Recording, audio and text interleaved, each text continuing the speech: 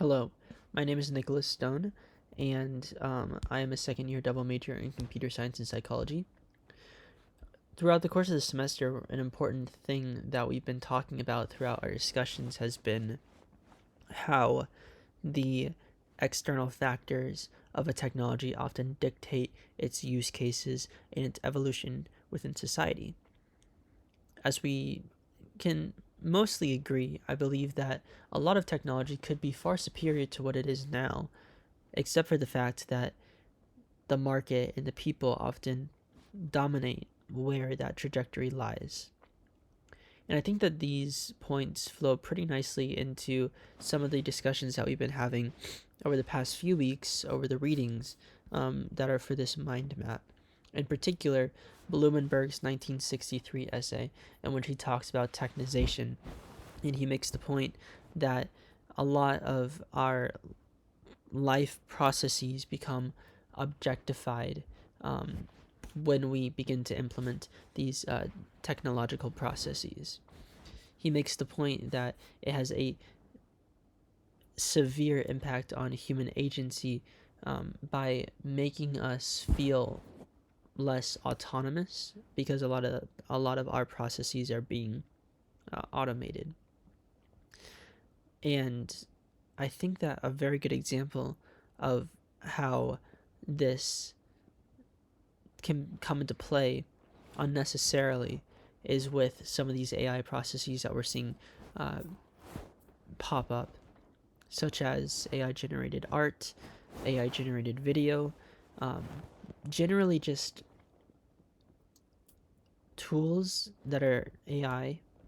that are being used to like push the limits of AI rather than have a genuine purpose to specifically help people, because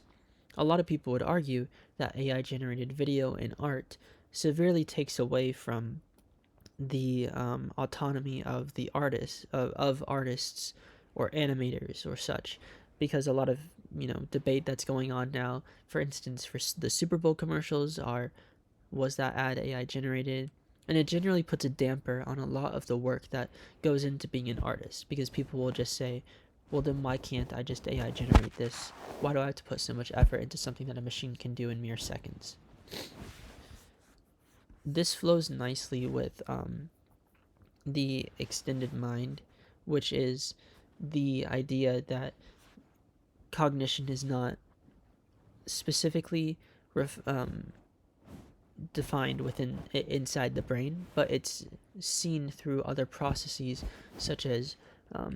taking notes or writing in notebooks or having specific like reminders which kind of embody your thought process. Such tools which seem to again put that damper on creativity or autonomy often limit our capabilities in utilizing those outside cognitive tools, which severely impacts our abilities to want to learn or to want to push for our own autonomy, right? Because again, we're led into believing that we should just go with the easier option if we have it with us. One of the big debates one of the big issues that arises with such GPTs is the fact that people aren't using them to learn correctly. If you ask an AI if you ask like Claude or ChatGPT, for instance, to help you learn a subject, to give practice problems, and to help give feedback on how you answer those responses, it will do that and it will do that effectively. However, it can also give you the answer really quickly. And a lot more people, let's say if you're doing your homework, a lot more people will want to just, put what is the answer rather than effectively taking the time to learn it on their own and answer it on their own. And that's one of the big issues that has occurred in the development of AI processes, because it's really streamlining the accessibility of complacency when a lot of these processes are necessary for our functioning and development. Thank you.